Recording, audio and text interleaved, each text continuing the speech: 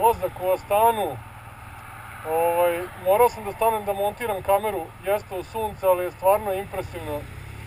Stvarno je impresivno, znači na samom ulazu su stambeni blokovi koji dosta dobro izgledaju, onda počinju ovi bulevari i javne zgrade.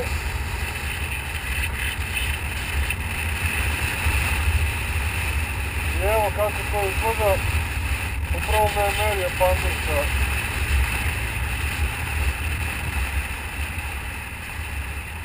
radarom.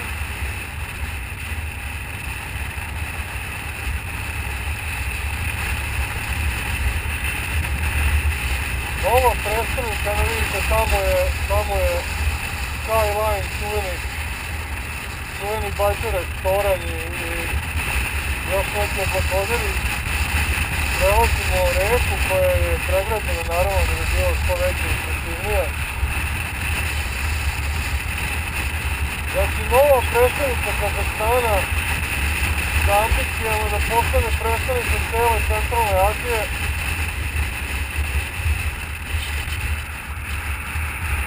A boga mi, dobro im ide sa izgradnjom.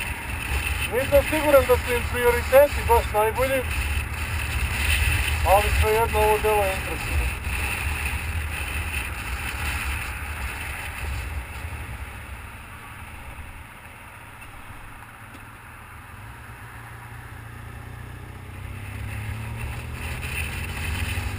Da se koncentrišem da pronađem hotel.